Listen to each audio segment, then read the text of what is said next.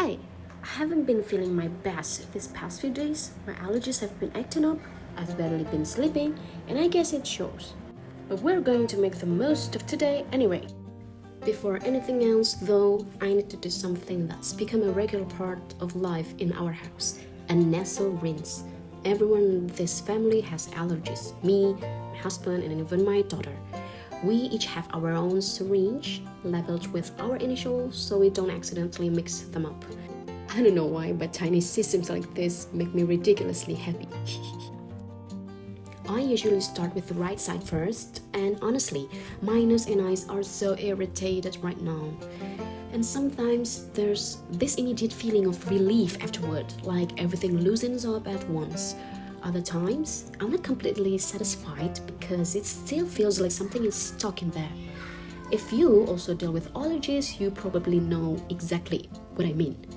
This has become such a normal part of my routine that I do it almost every day.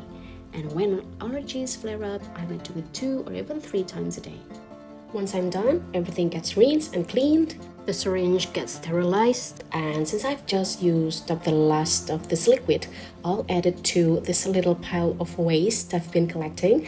Later, I'll sort everything properly and bring it to the waste collection point in my neighborhood. For now, this corner will do.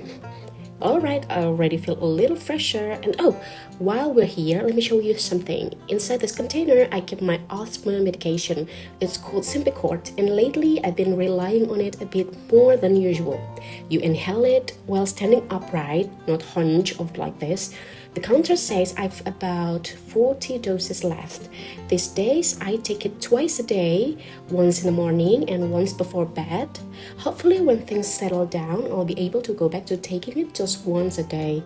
Anyway, let's try moving a little. Usually I work out before sunrise, but today it's already much later than that.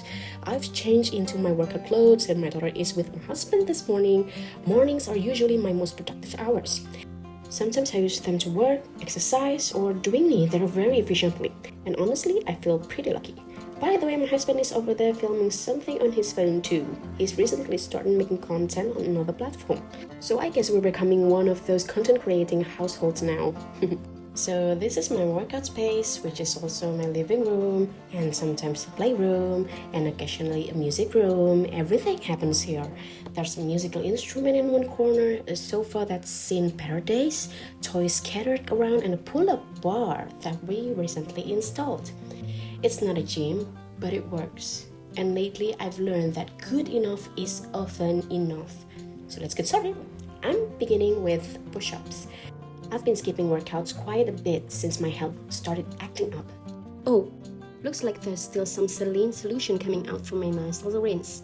Actually, I've been practicing calisthenics for almost 2 years now, but my journey has been anything but consistent. There were seasons when I woke up at 4 in the morning to train before the rest of the house woke up. Then life changed, working from home changed, motherhood changed, and suddenly waking up at 4 every day became much harder. I've learned that training doesn't just depend on motivation. Sometimes it depends on sleep, on energy, and sometimes it depends on whether your child slept through the night. There was a time when regular push-ups felt easy. Now they feel surprisingly heavy again, and that's something I've noticed about progress. When I look at week or month, it often feels like I'm moving backwards. But when I look at the last 2 years, I can see how much stronger I've become, especially after pregnancy and childbirth. That was the reason I started all of this in the first place, not to become impressive, just to become stronger. Okay, that's enough for now. I'm listening carefully to what my body is telling me. Sometimes I push through discomfort, sometimes I stop. Lately, I've been trying to listen more. And apparently my nose agrees because the water is coming back again. Before I stop completely, though, I want to revisit a few skills I've been practicing. One of them is finger push-ups. I can only do a few, but I enjoy them. There's something oddly satisfying about training something as specific as finger strength.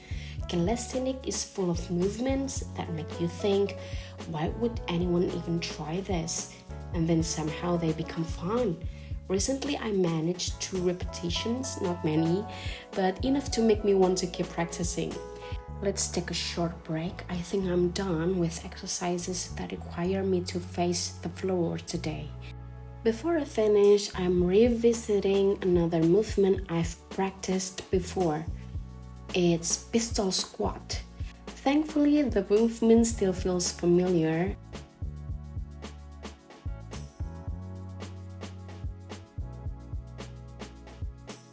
Lately, I've been working toward a dragon squat, slowly, one attempt at a time.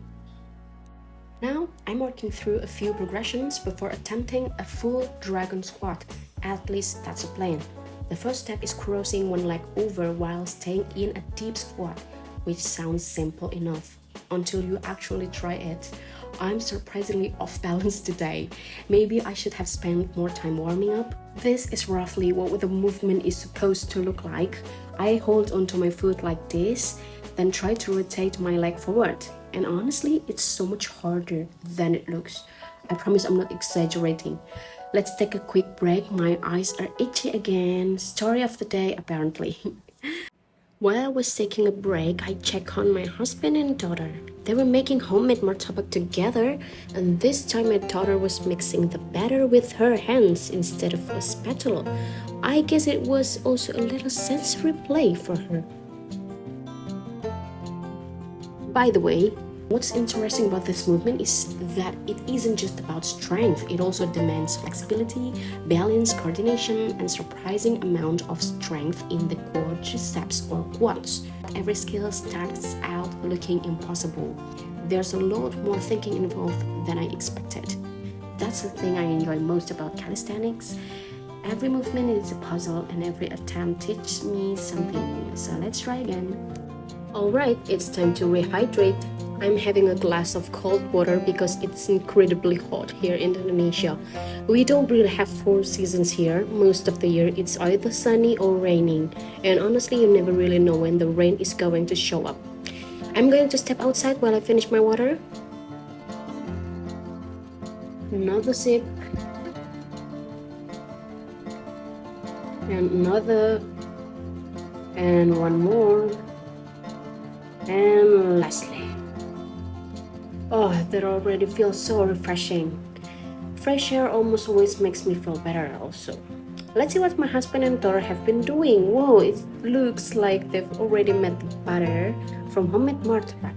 It's one of our favorite family treats. As for lunch, someone kindly sent us food today. I'm having pecel, a traditional Indonesian dish made with boiled vegetables and a rich peanut sauce. I like mine with beef jerky on the side. There are also tempeh and tofu, 2 plant-based staples that are very common here in Indonesia. And this is peyek, a crispy Indonesian cracker, usually made with peanuts or tiny anchovies.